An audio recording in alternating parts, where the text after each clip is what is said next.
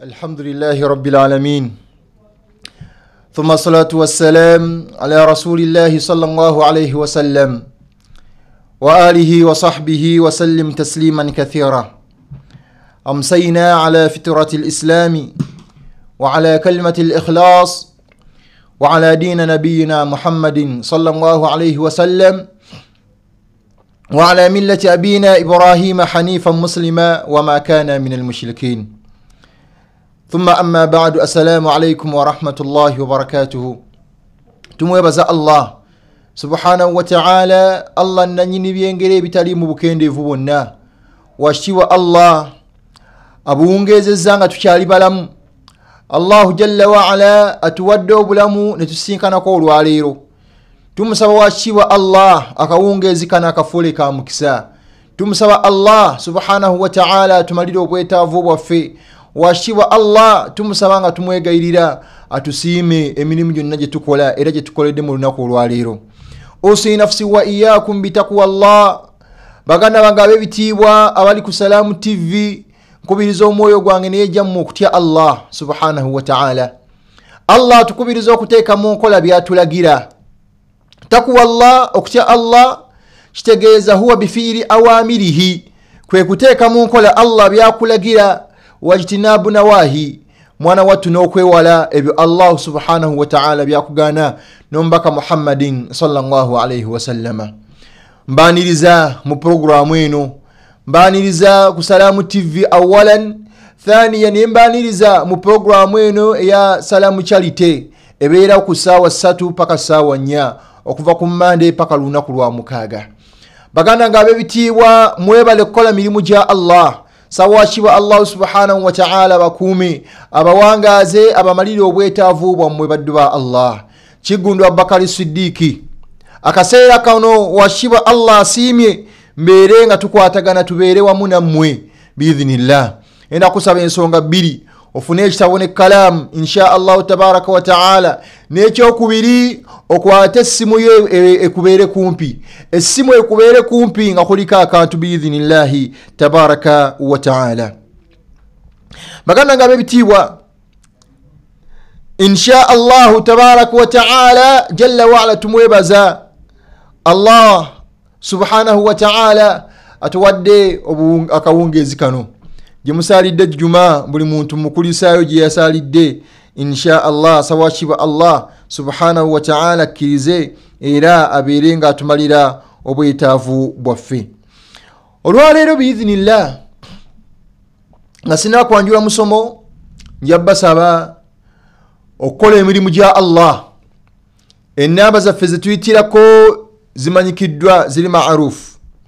Ekyokubiri njabasaba tutambule ne wansi awo ku screen yo wano wansi. Enamba ezo ziyitawo zikuyambako n'onyiga wa MTN star 165 star n'oteekamu 3 star n'oteekamu machat code eyo. Oba ogitaddemu oteekamu omuwendo gw'ensimbi biidhinillah. Gw'oyagala oteeke ku ttaffaali eddene ery'okuzimba masjidi y'e Katakwi. Allahu akbar. Mbaka wa Allah yagamba sallallahu alayhi wa sallama, man bana lillahi masjida, omwana adamu yenna akwata ettaffaali n'azimba masjidi ya Allah. Man bana lillahi masjida, omwana adamu yenna akutte omutwalo gumu mitwalo 2 n'agulayo kasawo ka seminti neyegatta ne munne n'agula akasawo ka seminti.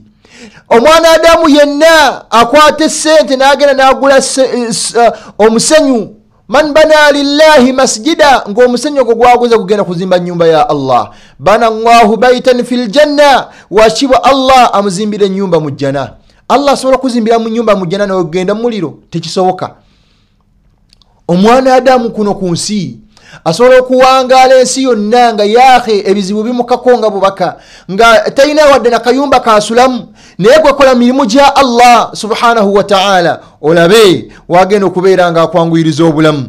Olabe washiwa Allah subhanahu wa ta'ala wagenda okulongoosa enkomerero oyo. Olabe washiwa Allah subhanahu wa ta'ala wagenda okuteeka mu bifo ebyegombesebwa yawma al-qiyama. Obeere eri nga kuno ku nsi oyinza okuba nga wabeera ku nsi ng'oli mu bulamu abaana adamu bakujerega, naye nga Allah subhanahu wa ta'ala agenda kuteeka mu bifo ebyesiimisibwa. kale njabasaba ngambegayirira okuyita ku namba eziri wansi eyo wa screen yo wansi wano owa MTN oziraba zitambula wansi awo insha Allah no Airtel ngenda kubeera nga nkubulira ozirabe genda yitawo biidhnillah wa Airtel obanga toyagala kutambula na process eyo yonna waliwo enamba zoyinza okuyitako direct nga zijja direct biidhnillah mwana wattu owa Airtel enamba eno giwandiike oleme kutambula na procedures empanvu muko oyinza okugamba nti ezo sekanze zinkaluubiriza naye kankubulire enamba enyangu oba oliawo gyoyinza okuyitako Airtel ne MTN biidhnillahi tabaraka wa taala. Airtel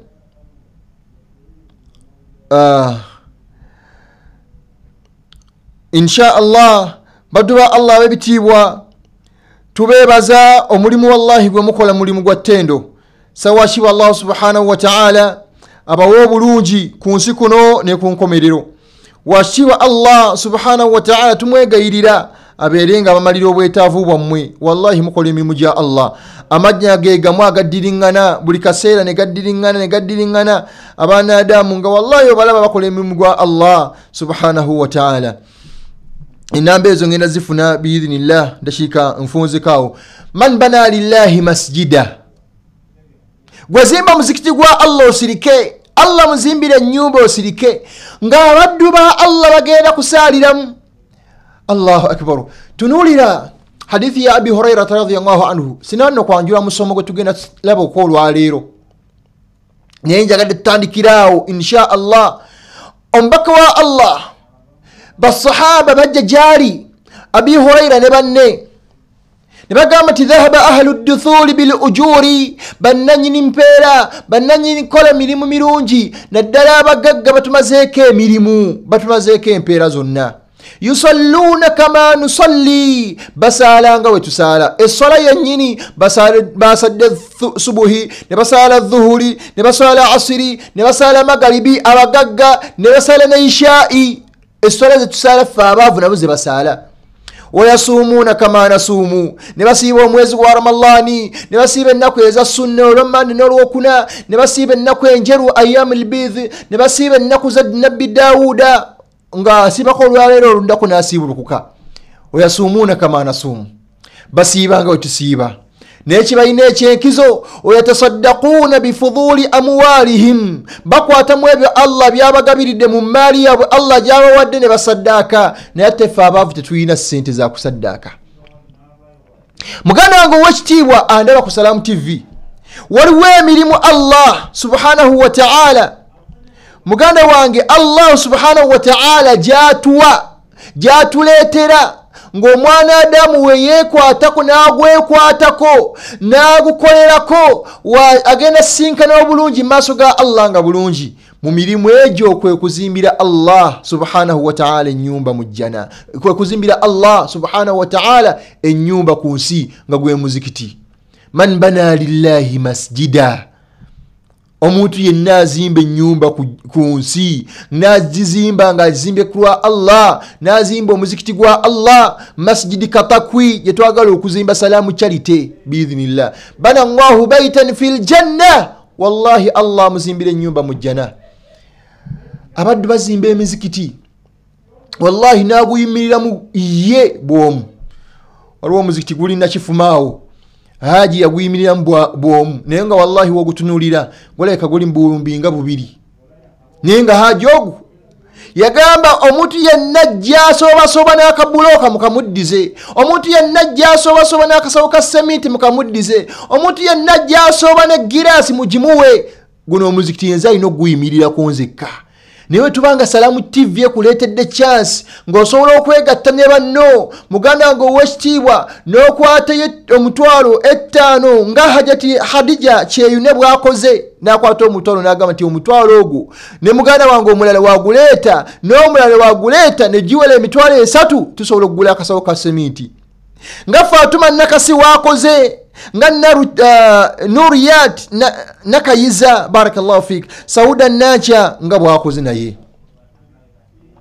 badduba Allah webitibwa omuzikiti hatta omwezi guno gwetulimu omwezi ogwa Rajab ogwa Shaaban nakuzo omwezi 8 kujimu ku mirimu emirungi mbaka wa Allah je tukubiriza okukoleramu mulimu okusiiba mulimu n'okukoleramu emirimu emirala emirungi olaba otya wallahi muddu wa Allah wekitiibwa okwata n'osaddakira mu myezi Allah subhanahu wa ta'ala jayagala ngombaka wa Allah sallallahu alaihi wasallam yakona musintapu nalaga nti Allah emirimu je tukolera mu mwaka omulamba washiba Allah subhanahu wa ta'ala mu mwezi guno gwa Shaaban washiba Allah ajitunulamu najikona mu stamp nagamba ti Sulaiman asaddase Nuriyati asaddase Abubakari asaddase gundi asomye Qur'an fulani asadde Isha'i fulani akoze omulimu bweguti ne bweguti olaba otawo okola omulimu omulungi nozimba nyumba ya Allah ngojizimbidde mu mwezi guno gwa Shaaban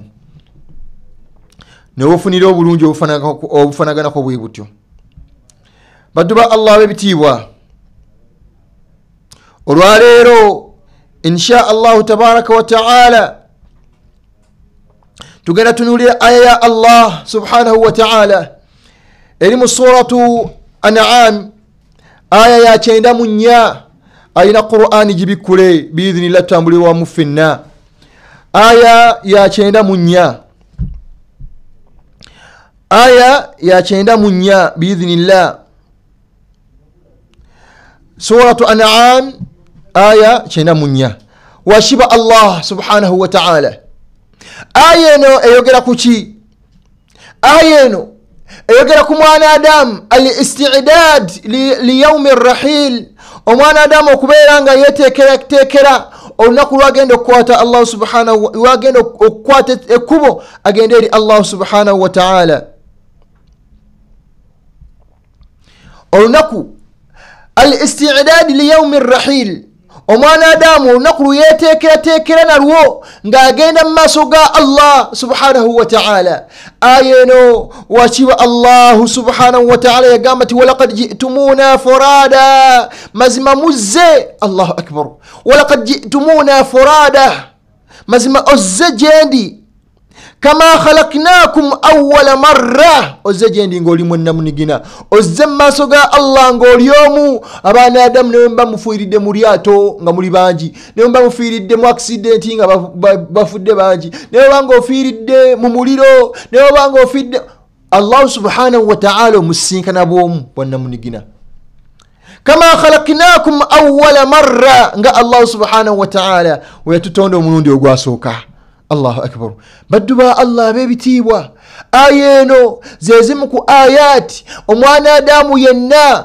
amanyo asuubira nti agenda sinkana Allah subhanahu wa ta'ala yandibadde afayo ne yeteekateeka emirimu gyenkolagana ne Allah subhanahu wa ta'ala walaqad ji'tumuna furada mazima zejendi ngoli bwomu wano osobola okubeera ku nsi nga wallahi wewagane banno n'ogaana okusaala nga banno bawangala nabo bebo tebagaala kusaala ne bagamba ne ku TV kusaala mu TV nti va ku TV ogenda osaala Isha'i n'ogamba nti wallahi sijja givaako kaŋŋaanirewo muddu wa Allah wekitiibwa ogenda sinkana Allah ng'oli bwomu oli ku kyeggulo oli mukulya wuyo oli mukulya kyeggulo ne Allah wakuwadde obuwangazi obwo n'akuwa n'obusobozi n'akuwa n'emmere gy'olya oganye okumusinza Allah akuwadde obuwangazi baddu ba Allah bangi Allah subhanahu wa ta'ala bajjulula emmotoka buli kaseera genda wali ebwayise olabe buli lunaku batwalawo emmotoka empya UBQ nga mpya kawundo mpya bagenze gitematima abaana ne batandika gitema nga mukyali muno omusaayi nga Allah subhanahu wa ta'ala mutwaliddawo naye gwani Allah subhanahu wa ta'ala gwawadde obuwangazi n'akuwa n'ekyokulya n'akuwa ne wosula n'akuwa ne TV ennene nga banno bakyalina zino ez'embuto gwe Allah subhanahu wa ta'ala akuwadde lubaati lwa TV lwoli mu kutulabirako Salamu TV nino ogaana okusaala Allah akujjukize n'akugamba nti ogenda kukwata ekkubo ogende gyali walaqad ji'tumuna furada mazima mojja jendi nga mugenda kujja jendi Allah nga muli oli bwomu togenda kugenda na jame kuwaga togenda kugenda nabo mubaddu ba Allah subhanahu wa ta'ala bakugana okwambala obulungi ng'obusiramu obulagira togenda kugana nabo abaddu ba Allah bakugana okukola ibadati nti tokwata ku sente yo ogenda kaddiwa tokwata ku sente wo ogenda kwavuwala tokwata ku sente yo sente zo zigenda kugwawo togenda genda naye kama khalaqnakum awwala marra nga Allah subhanahu wa ta'ala yakutonda ngoli bwomu baddu Allah wabitibwa al-isti'dad okwetekera olunaku lwetugenda sinkana Allah subhanahu wa ta'ala. Sauda Nacha barakallahu fik agamenti sekanzo olunaku ndwetekera Ismaila bazibu barakallahu fik sawashiba Allah ayongera kustula mu byenfuna byo. Zaituna nankabirwa barakallahu fik sawashiba Allah nawa kumalire Faisal damulira Haji Faisal damulira sawashiba Allah akusitule madala akumalire no Haji Faisal yacheti segwanga lino wetunire olwalero okutano Haji Faisal damulira yacheti se program n'emitwalo 2 insha Allah sawashiba Allah subhanahu wa ta'ala mumalire abambaga seika soko tusindikire otubulire namba awo yetuyina okubeera nga tuyitako tuleme kugenda mu process ene empavu enamba eri 0776 wa MTN 0776 wandika 444 omaliriza wandika 222 0776 444 oyo MTN sente zigenda direct bakoletera amanya Salamu Charity obaleta Bakari Siddiq ate Zamzam Nakayenga obaleta Bakari Siddiq toteekako oyo omukyala wangalira ku luguudo olugenda e Makka omumbejja Zamzam Nakayenga enamba endala 0707 eno Airtel 0707 7 5 5 sembya yo 15 Airtel giwandike 0707 7 5 sembya yo 15 togikubako wabula sindikako obubaka bwo biidhinillah nga bano wano we bakoze saidati n'abagereka barakallahu fik Allahu akbar la ilaha illa Allah Allahu akbar Allahu akbar walillahi alhamd Sharifu samanya sabashibwa Allah kusitule madala Zamzam Nakayenga omumbejja sabashibwa Allah nawa yongera kusitula masha Allah bannabo boli nabo mudira abo bagambe nti masha Allah bebale kwekumira ku Salamu TV Saidat n'abagereka msaba washiba Allah kumalire Saad Nyakahuma Allah erinya masha Allah sawashiba Allah subhanahu wa ta'ala nawe Allah yongera kubeeranga kumalira enamba ezo zetuyitako oba notambula n'enamba ziri ku screen yo wansi wano insha Allah tabaraka wa ta'ala erinya werituuka obubaka webutuuka tubeera tubufuna era tubeera nga tukusoma erinnya lyo baddu ba Allah bebitiibwa al-isti'dad okwetekera liyawmi ar-rahil okusinkana Allah we yakutonda Allah kugamba nti walaqad ji'tumuna furada mazmuzaweka abaddu bonna bakuwaganga ku nsi wallahi tebagenda kuddamu kukolaki tebagenda kuddamu kuwaga muddu wa Allah wekitibwa fumitirizaho ku lunaku abaana Adamu bagenda okusinkana mu makaago ne bakuŋŋaana ewuwo abaddu ba Allah tubatubabule nga kyekibabuzizza otulo ggwe lwaki bazze bebake basikomye ebyoto bazze babeere woli bali wansi wali bambadde ebikabuuti obudde obwakawungezi badde nyingira studio ono ne bankubira essimu nti waliwo omuddu afudde n'engamba ya inna lillahi wa inna ilaihi rajiun Allahu akbar abaddu ba Allah subhanahu wa ta'ala nawe wetu bagenda okubeera nga bakubika akaseera kajje mu dduwa Allah wekitiibwa abaddu ba Allah tubatubabule nga bazze kubeera nga bakusuza ggwe abamu bagenda nagamba nti munange nze sijja kuziika enkya wabula olwaleero kansulewo obusuzi Allahu akbar enkya ye agenda ku mulimu gwe igwa senkanye Allah wo najja sulawo busuzi enje tajja kuziika la ilaha illa Allah nenga gwe bagenda okuziika teyasadde ishai nga gwe bagenda okuziika mu dduwa Allah subhanahu wa ta'ala yalese sente empitirivu akaunti ye nga baleetanga emizikiti omuzikiti bazimbe wallahi naagaana nga abaddu bajja gyali abeetaavu naagaana okubayamba nabagamba nti mugende munviire seetaaga kumanya mumanye ennaku yammwe nga abaana Adamu wallahi bajja gyali nga balina obuzibu obw'enjawulo naagaana oyingira mu nsonga zaabwe ne bamubuulira nti omuzikiti gwetaagibwa ozimbibwa nagamba nti mwabamanyi zino sente zange almali mali.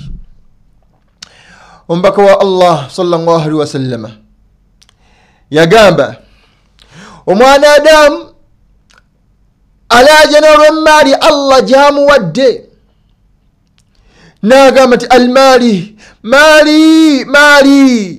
mali ng'akaayana ku lw'emmaali ye nti eno mmaali yange Mbaka wa Allah sallallahu alaihi wasallam yagamba emmaali gy'olina mu dduwa Allah w'ekitiibwa ma akalta ye emmaali gy'oliddemu gyogenze wali kafejja vaazi n'ogulamu ekyokulya gyogenze mu kifo kyonna n'olyamu emmere n'ekukka ma akalta fa afna gy'olidde emmere n'ekukka aw labista oba ebisente gy'oguzeemu olugoye nga luno ekanzu olugoye lwonna n'olwambala ne lukutuka au tasaddaqta oba emmaali gy'osaddaase nga Hamida Bukirwa nga Khalidi Musoke we bakoze n'abalala au tasaddaqta emmaali gy'osaddaase fa ablayta au fa abqaita Allah subhanahu wa ta'ala najikola ki najikuuma. Maduba Allah bebitiibwa mu maali zaffe ze tulina ku nsi zirimu emirundi esatu. Emmaali gy'okakasa nti maali yeyo gy'oliddemu ekyeggulu gwali ku kyeggulu n'olya masha Allah tabarakallah n'olya n'ekukka mu lubuto n'otsumulula n'omusipi n'osumulula n'amapeesa olw'ebbugumu eriyitirivu eyo emmaali gy'olidde n'olyamu ekikoko n'olyamu sumbuusa n'olyamu ekintu kyonna ennyama y'embuzi n'olyamu n'ekukka n'otuuyana n'okutuuyana n'ojja n'akatuuyo emmaali yeyo esooka. Eyokubiri malabista ejo yambaddemu olugoye fa ablayta olugoye ne lukutuka ne luggwaawo kubanga wallahi walutaggwaawo abagenda kufa abaana bo balusikire ebeera tekyali yeyo emmaaliyo ebeera tekyali emmaaliyo muddu wa Allah w'ekitiibwa. Kati emmaali gy'okakasa nti ye sente yo muddu wa Allah w'ekitiibwa eyokusatu yegendo tugasa au tasaddaqta gyokutte n'osaddaaka wakiba Allah subhanahu wa ta'ala nagikumira. Allah subhanahu wa ta'ala yatugamba suratu Kahfi tulisoma buli lunaku lwakutaano wa wudi'a alkitab Allah subhanahu wa ta'ala agenda tukwasa ebitabo yawma alqiyama wa wudi'a alkitab Allah buli mwana Adamu agenda mukwasa ekitabo kye fatara almujrimina mushfiqina mimma fihi ogenda tunuulira abaddu abaali aboononefu ku nsi abaali tebaagala kusaala baali tebaagala soma Qur'ani mwaha mulamba nga Qur'ani yagitereka wali waggulu mu kamooli agenda gijja mu mwezi gwa Ramadani.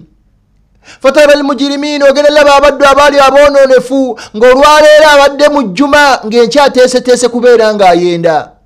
Fatara almujrimina ogenda laba abaddu aboononefu abaali ku nsi nga bakola ebyo Allah subhanahu wa ta'ala byagaana nga babeera mu masabo. Fatara almujrimina ogenda laba abaddu ba Allah abo mushfiqina mimma fihi nga wallahi atunuulira ekiri mu kitabo kye Allah kyamuwadde kyamukwasizza nga wallahi yeewuunya ekirimu nga akuba mu ngalo wallahi yeewuunya nga yeewuunya ekiri mu kitabo ekyo. Agenda leekaana agambe Allah ya wailata nga zinsanze nze ya wailata nga ndabiddwa nze nga nsaliddwa mali hadha alkitab kitabu nabaki kino la yughadiru saghiratan wala kabiratan illa ahsaha etayinayo kantu konna saghiratan katono katya kazami katono katya nasoza busoza siu nosoza muntu oba nosonga muntu gweze nina amaje zedi munene mu state ako saghiratan akonona katono bwe katyo au kabiratan oba ekyonono nga kinene illa ahsaha okujjako nga Allah subhanahu wa ta'ala mu kitabo kyo Allah yabiteekamu.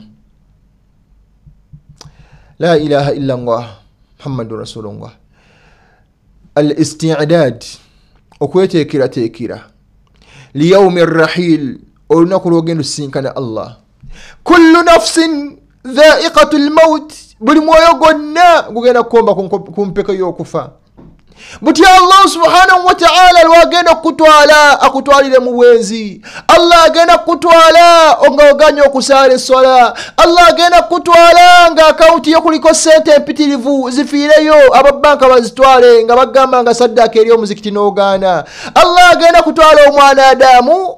Al-isti'dad li yawmi ar-rahil okweteekerateekera omwana Adamu lwogenda okukwata olugendo ng'ogenda sinkana Allah subhanahu wa ta'ala. Olaba mbaka wa Allah khairun khalqillah ekitonde kyasinza okubeera ekyebbeeyi mu nsi yonna yalajana n'agamba nti innal mauta la sakarat, mazima okufa kuno kutamiiza kuluma. Innal mauta la sakarat, ate olw'oggwa muddu wa Allah ow'ekitiibwa oli khairun khalqillah ekitonde kyasinza okubeera ekyawaggulu mu maaso ga Allah subhanahu wa ta'ala. Baddu ba Allah ab'ebitiibwa, buli mwana Adamu yenna yandibadde yeeteekerateekera olunaku lwagenda osinkana Allah. Aya yaffe gye tuliko baddu ba Allah ab'ebitiibwa, aya ya 94 suratu al-An'am. Allah yagamba nti walaqad ji'tumuna furada, mazimuzze wekka gyendi. Walaqad ji'tumuna furada, mazimuzze wekka gyendi. Kama khalaqnakum awwala marra, nga Allah we yakutonda omulundi ogwasooka. Allah agamba nti wataraktukum ma khawalnakum. Allah subhanahu wa ta'ala tulaga wataraktum ma khawalnakum. Allah tulaga baddu ba Allah ebitiibwa nti omwana Adamu yaleka ebyo byonna. Wataraktum ma khawalnakum wara'a dhuhurikum, muddu wa Allah w'ekitiibwa olese ebyo byonna byewali okayaniranga ku nsi emabegawo. Olese byonna, olese sente yo, olese abaana ku nsi, abaana abakujemesanga Allah, n'ogenda n'obanoonya mu mbeera etali ya buvunaanyizibwa. Allah subhanahu wa ta'ala atugamba nti wataraktum ma khawalnakum wara'a dhukurikum, mazima olese byonna ebyakujemesa Allah n'obireka ku nsi.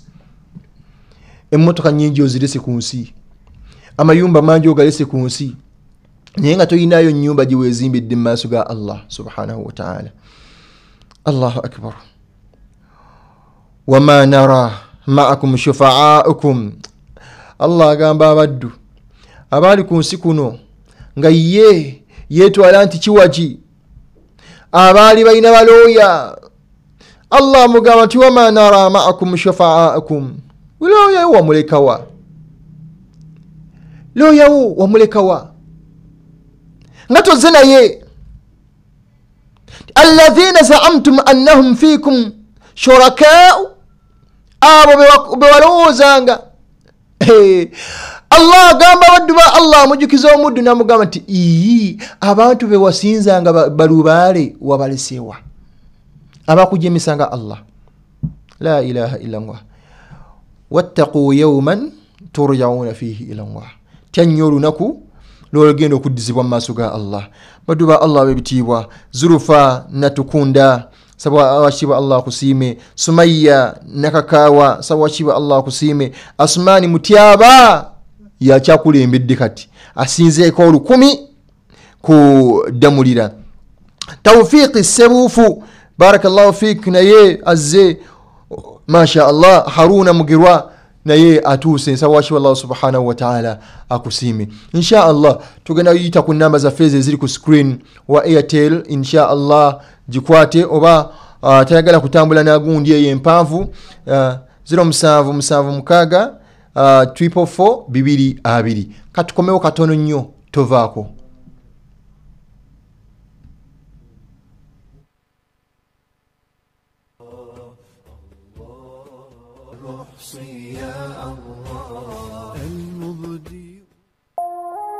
Eno ye Salam TV. bwe tulimo gwetaaga omwana asomye ng'alina eddiini ko n'empisa. Ekyo osobola kukifuna ku Kasawo Islamic Schools, Kasawo Islamic Secondary School ne Kasawo Islamic Junior School. Ge masomero agakyusizza ebyenjigiriza anti bw'otwala omwana ku Kasawo Schools avaayo ng'agenda ku yunivasite. Masomero g'abawala n'abalenzi dene boarding nga gasomesa eddiini n'ebyensi gali ku musingi gwa busiraamu. Ku Kasawo Schools balina buli kimu ekisobozesa omwana okusoma obulungi ng'amasannyalaze, standby generator, amazzi, laboratory, kompyuta nga kw'otadde endi ennungi. Abasomesa batendeke nga bavaayo nnyo eri abaana. School fees ze zisoboka buli muzadde. Okuwandiisa abaana kugenda mu maaso. Amasomero gasangibwa Kasawo mu town mu district y'e Mukono oba bakubire ku kussimu 0702 43 04 12. Kasawo Islamic Schools, jangu ofune ekyenjawulo. Introducing Jama White Bath Washing, your laundry's best companion. With superior quality in both white and cream types, Jama is the secret to impeccable cleanliness. It's gentle on your fabrics, lathers easily and tough on stains, ensuring a long-lasting freshness that your clothes deserve. Jama Washing Bar Soap, the trusted choice for your laundry. Available in all shops and supermarkets nationwide. Distributed by Chopper General Enterprises, located at shop number 3, Rafik Building, Chikuwa, Kampala. You can contact them on +256 200 915 693. Omuzadde wandyagadde omwana w'abangulwe bulungi mu byenjigiriza n'eddiini? Janku Richard Junior Schools tojja kwejjusa. Tulina amatabi 2 okuli e Najjanankumbi ne Kawempe Embogo. Richard Junior Schools ssomero lya ddene boarding okuva ku Nassale paka P7 ate nga liri ku musingi ogw'obusiraamu. Wano ku Richard Junior Schools tuzuula wamu n'okulaakulanya ebitone by'abaana nga tuyita mu katemba n'okuyimba saako n'ebyemizannyo. Okumanya ebisingawo tukubire ku noti 7556 82 31 10 oba noti 7 noti 4 9 10 55.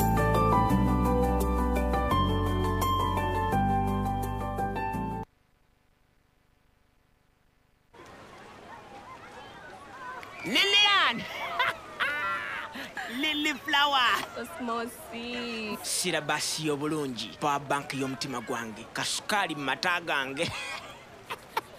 Nsanyusa okulaba. Lero tugulireyo ku chicken.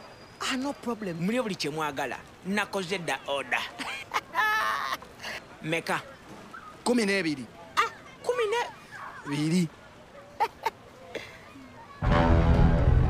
12? Kati olaba otya bw'etoolako kino ne ntolako ne kino ne neewola ne kano kati ziba mekaawo.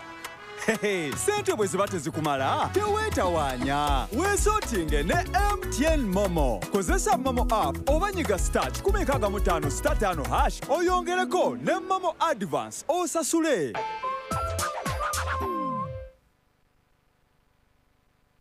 Busika Muslim Secondary School ly'essomero ery'omulembe nga litwala abawala n'abalenzi ab'ekisulo n'abava ebweru ku O ne A level. Ebisulo byaffe biyonjo ddala ate nga bigazi bulungi. Essomero lyakakasibwa ekitongole ky'ebyenjigiriza era nga tulina ne Nebu Center namba zombi. Tuli ku musingi gwa busiraamu naye nga n'ab'eddiini endala tubaaniriza. Kyokka nga mu kutumbula ebitone tewali atuwunyamu. Tulina science laboratories, computer laboratory, school library, standby generator, school vans, okwo kugatta compound nga ziddala ate enyirira ebyensuso. Ebyo nonga bye bisobozesa abayizi baffe okufuna byonna bye beetaaga mu kusoma. Busika Muslim Secondary School tusangibwa Gayaza Zilowe Road, mayiro 25 zokka. Ku simu noti 772 68 22 39 oba noti 7 noti 5 83 17. Busika Muslim somero ddungi nnyo. Kale nno ku lw'ebyenjigiriza eby'omulembe omwana mutwale mu Busika Muslim Secondary School. Have you heard about the new sure way to have an investment make you money stress-free? Well, the answer is Waterfront Hotel Apartments Munyonyo. Located in Munyonyo, one of the most prestigious locations in Uganda, this is an investment like no other. With guaranteed monthly rental income of up to $1,900 for the first 3 years, Waterfront Hotel Apartments will give you incredibly high rental income, moreover, hassle-free. Now is the time to own a fully furnished, fully serviced, and fully managed hotel apartment and get the highest value possible with guaranteed rental income for the first 3 years. Call us now on 0312-216-000 to book this limited opportunity. Yes, atona kolwalero kintu kiyitirivu. Yes. Nditudeko. Yino. Wagude TV bwaguga. Esanyu ngatono. Esanyu lingi nyonyo liri ku mutima. Analodingako omusolo kwa Azamu. Yo muwanguzi mu Azamu TV na wangula fridge. Vibe checho fatumutadde. Tulina ekirabo Semalabo miliyoni 2 wewangulire miliyoni 2 beddu kati nno tolinda weeyunge ku ssanyu leero okumanya ebisingawo noti 3 23 noti 8 9 noti. Azam TV, entertainment for everybody.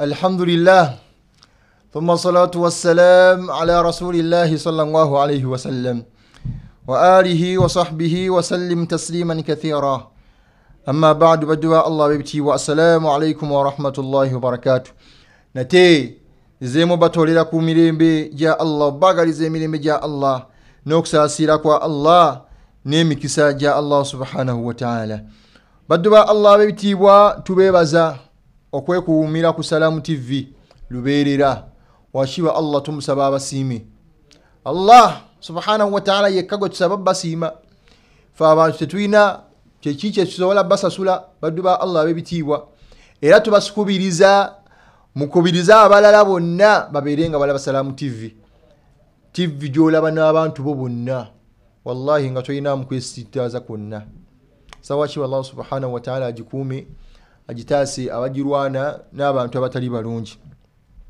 baganda nga bibitibwa tubebaza okola emirimu gya Allah subhanahu wa ta'ala mwebale kwewaayo ne mwerekereza obulungi bwammwe ngera mwerekereza mubeere nga muteeka minzaani ennene oba empeera ennene oba omulimu eminene ku minzaani zammwe sawa shiba Allah subhanahu wa ta'ala kirize okulafuuba naffe ennaku tukola tumusaba washiba Allah subhanahu wa ta'ala abirenga atumalira tuyita programu eno ya Salamu Charity tusonderamu ssente ez'okuzimba omuzikiti gw'Ekatakwi abaana Adamu abo yaakhe tebalina we basalira haji n'ettiimu ennene yagendayo Allahu akbar ne bakulaga ku muzikiti yaakhe abaddu mwe basalira okwata ku ttama la ilaha illa Allah ne alhamdulillah wetwekwatakwatamu nga Salamu n'abalabi abalaba Salamu TV ensimbi zino ze musindika Yasini Samula ebbiri z'oyina omutwalo gw'oyina alimbaziira 5 ze weerekereza yaakhi Haruna Mugerwa ensimbi ezentono ze weerekereza wallahi zisobola okukola omulimu omunene obanga olongoosiza ikhlasi yo n'olongoosa enniya yo sawashiba Allah tuwe tulongoose enniya zaffe longoosa enniya yo yaakhi ng'osaddaako omutwalo ogwo Allah oba oliawo akuwa empeera zaagwo biidhinillah Umaru Wanyonyi obadde obulidde wa Umaru Wanyonyi ne Saadi Kamara naye ambuzeeko sinaba kubeeranga mulaba mukowoole insha Allah mukowoole n'abalala bangi Haji Adamu Saleh ow'embalala naye ennaku zino ambuzeeko nnyo sawashiba Allah mbanga mulinamu obuzibu obw'enjawulo sawashiba Allah subhanahu wa ta'ala abamalire abataase endwadde embi n'abantu abatali balungi gye tuli badduba Allah ab'ebitiibwa Ennamba ezo eziri ku screen ze tuyitako oba ennamba endala atayagala kubeera nga weemenya nnyo kuwandiika bingi. Ennamba zino 0776 444 222 0776 ennamba ekwatibwa 0776 444 222 eyo ereta amanya Salamu Charity Foundation.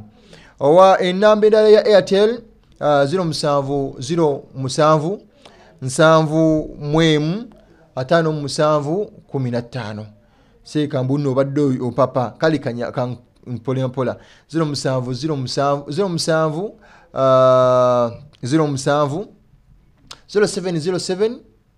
71 57 15. That is the number which we use to give charity, inshallah tabaraka wa ta'ala, to send our charity. So they will bring you the names of Karim Kalisa.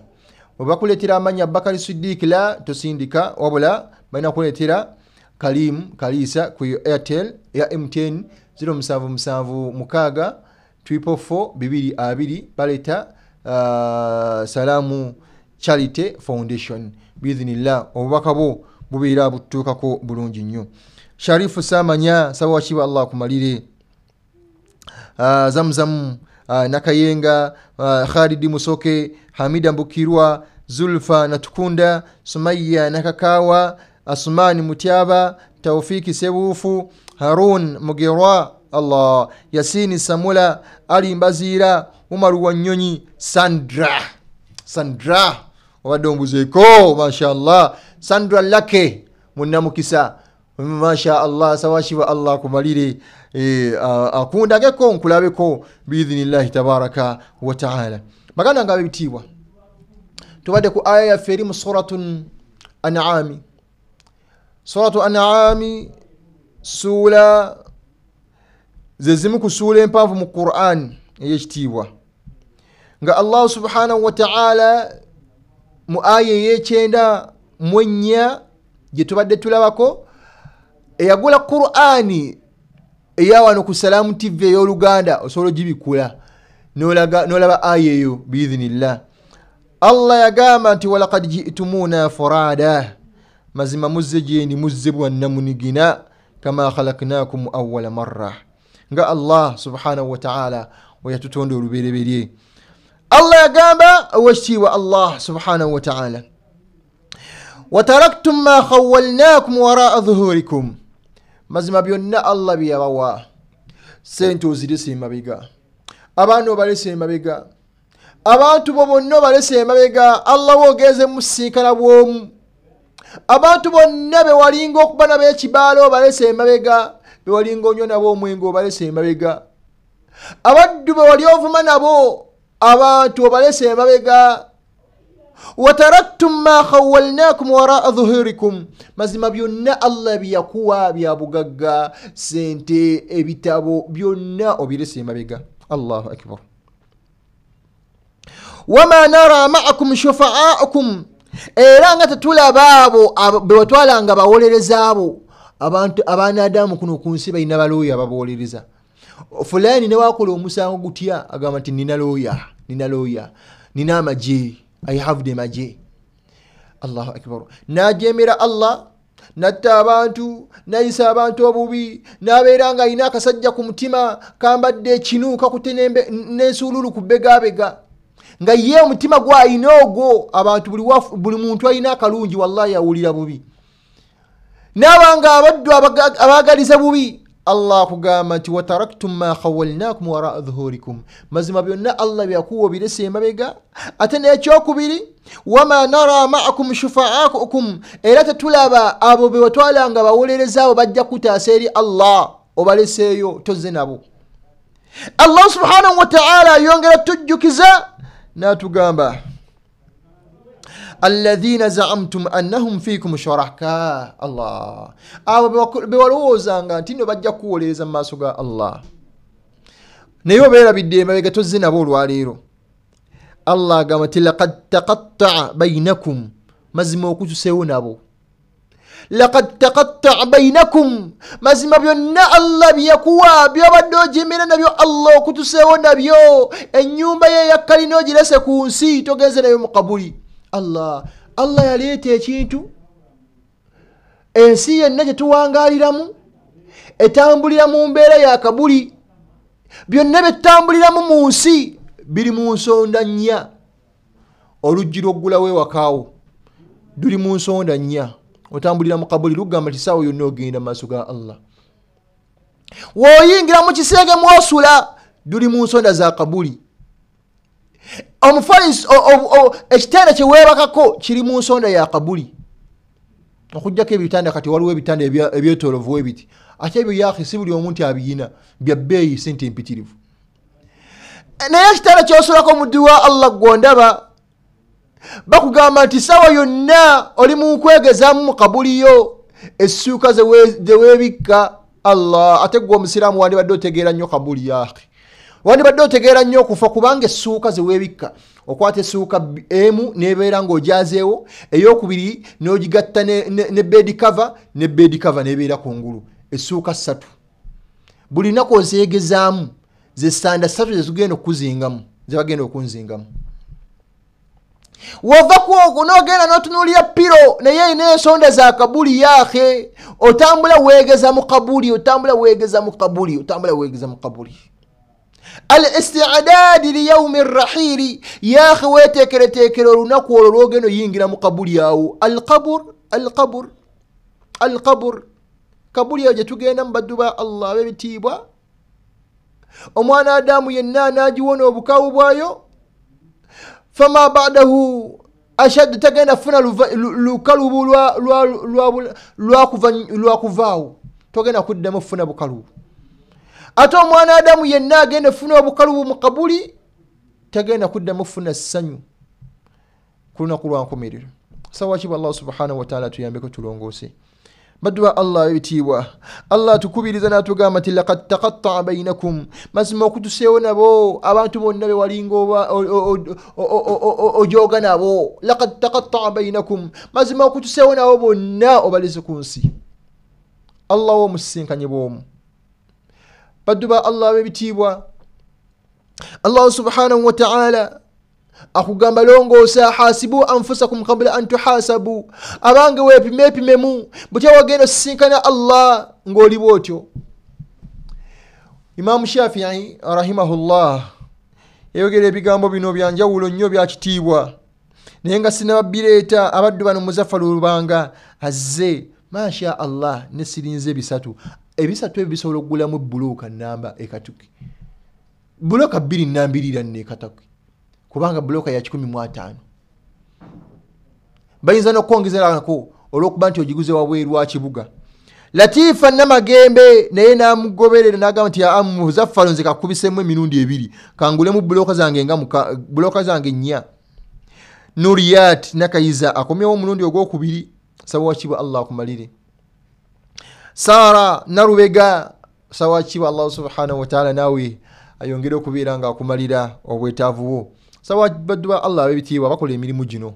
Sawa Allah abandageko tusinkaneko ku nsi kuno era ndowooza tujja kwogera ne management eno. Wallahi abaddu bano abakola emirimu gya Allah oba oliawo naffe twegomba balabako amanya tugayina mu mitwe yahi era fulani omwogerako bwogezi nogamba nti erinnya lino ndimanyi nerino ndimanyi naye yahi tubamanyi butya we mufaanana. Sawa kiba Allah wabanga tulaze ku nsi at least tusinkane mu jjana ey'ekitiibwa. Sandwa lake insha Allah naawe beera nga weegatta ku ddiini eno biidhinillahi tabaraka wa ta'ala. Yasini Samula Ali Mbaziira bano bonna bawannyonyi Muzaffaru Lubanga Tawfiki Sebuufu Asumani Mutyaba Allah akundageko Asumani Mutyaba nga tuli mu jjana.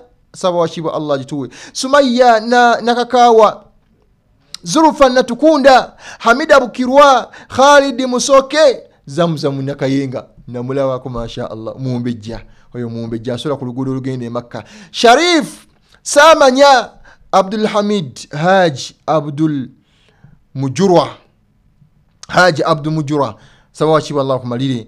Saidat Nabagereka Saad Nyakahuma masha Allah tabarakallah Faisal Damulira Haji Faisal Damulira sawa chiwa Allah kutwali Makka ni Madina naye nkusokeyo insha Allah tabaraka wa taala Ismaila Bazibu Sauda Nacha Nuriyati Nakayiza yakomyogo kubiri Hajati Hadija Cheyune Fatuma Nakasi yaguddewo programu ya masha Allah tabarakallah Baduba Allah bibtiwa Ibrahim Rubwama ajidde mukaseera aho kenyini nagamba nti seeka nange nteeka mu dduwa Allah abeerenga tuwo bulungi sawa chi Allah subhanahu wa ta'ala tuwo bulungi baduba Allah bibtiwa Allah subhanahu wa ta'ala Imam Shafi'i rahimahullah yagamba ebigambo bino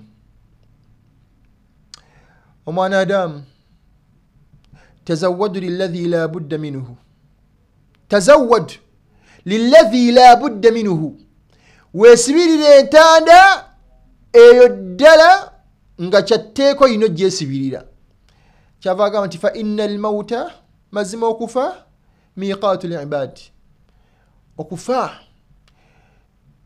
yensibuka ya buli muntu yenna gyagenda okukwata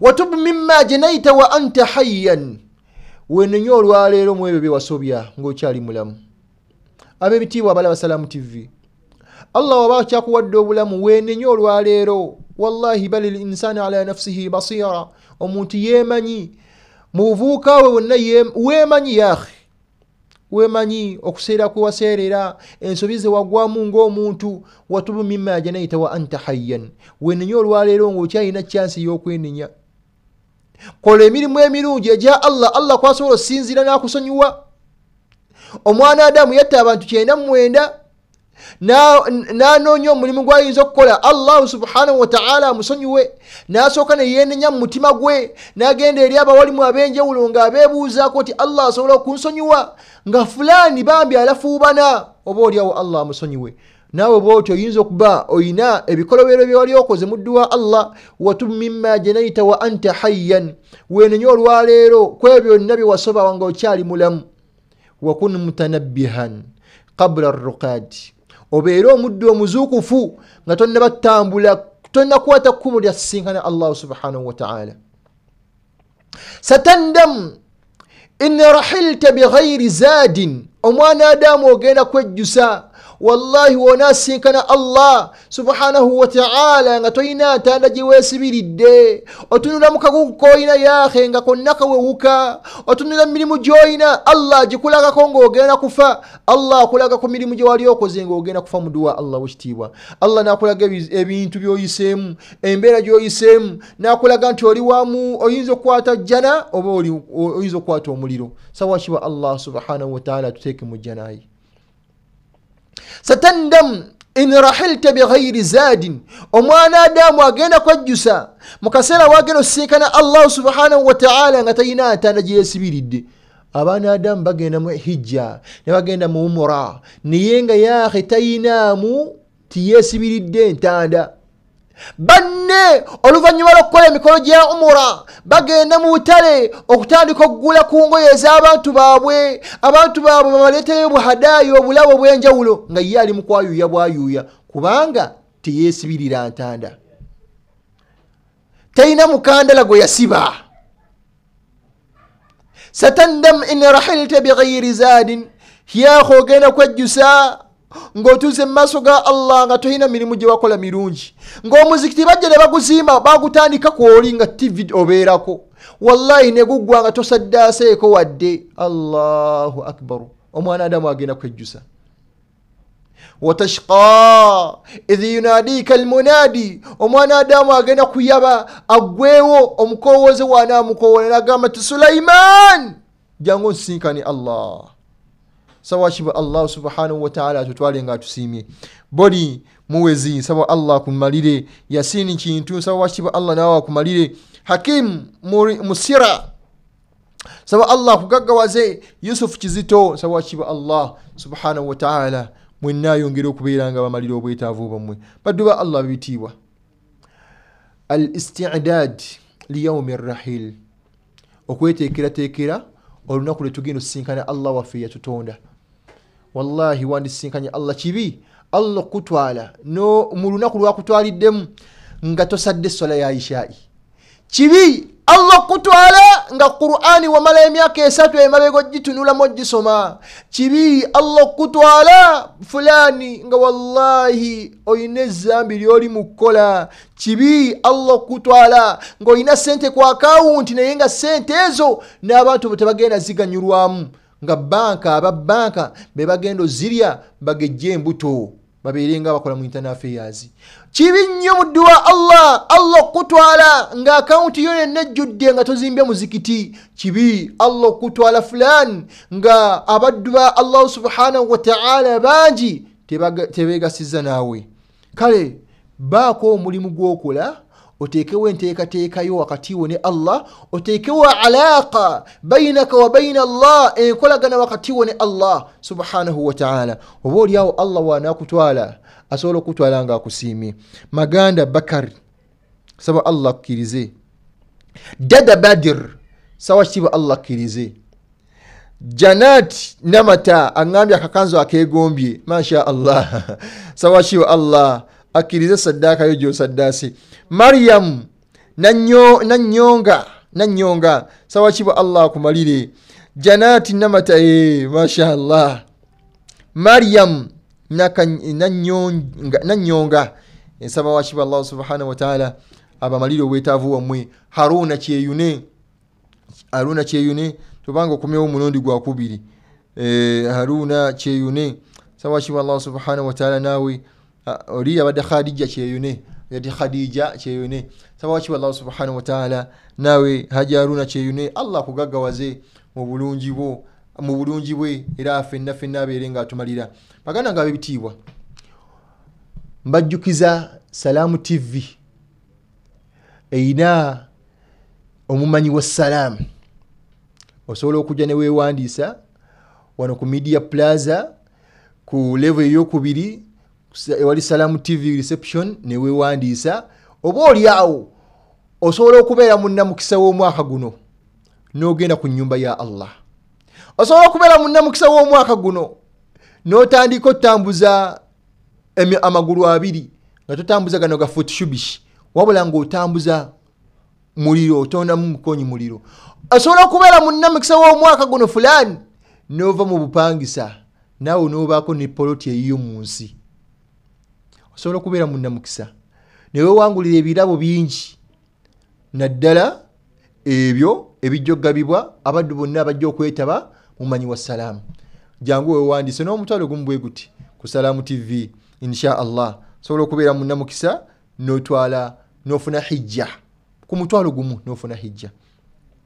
Akalala abaddu ba Allah subhanahu wa ta'ala mukadde wange sheikh wange Abbas Senkuba onako olw'enkya aweebwa ekitiibwa kye ateekebwa mu ddala mu ofiisi eya district kadhi ow'emukono era emikolo gigenda kubeerawo Kiyunga ku masjidi y'Ekiyunga. Ab'Ekiyunga nakifuma wa mwenna abawangalirawo mukono mwenna insha Allah naffe tujja kubeerayo ku lunaku olw'enkya biidhinillahi tabaraka wa ta'ala. Akasembayo baddu ba Allah subhanahu wa ta'ala waliwo ajidde mu kaseera kano Hakim Musira n'agamba nti kampeze siringi kasanvu insha Allah tabaraka wa ta'ala. Masha Allah. Rukiya chambadde n'agamba nti seeka nange teeka mu dduwa. Sawa kiba Allah subhanahu wa ta'ala atumalire fenna atusangulako ebyonoono byaffe ya Allah. Sawa kiba Allah gobenjala maka gaffe fenna. Sawa kiba Allah gobenjala maka gaffe. Ai Allah tumusaba tuwezadde eddongoofu naffe Allah atufuula abaana abalongoofu eri bazadde baffe abaatuzaala. Sawa kiba Allah abazadde baffe babeerenga batwenyumirizaamu fenna.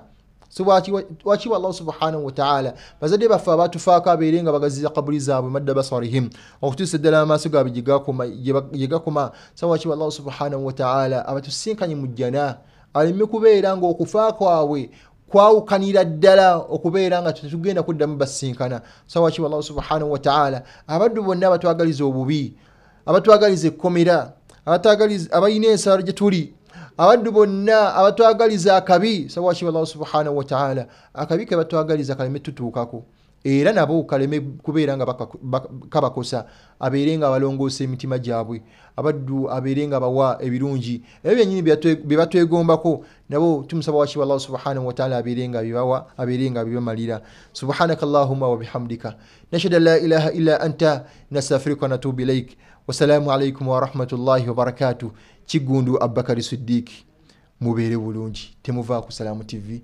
assalamu alaykum wa rahmatullahi wa barakatuh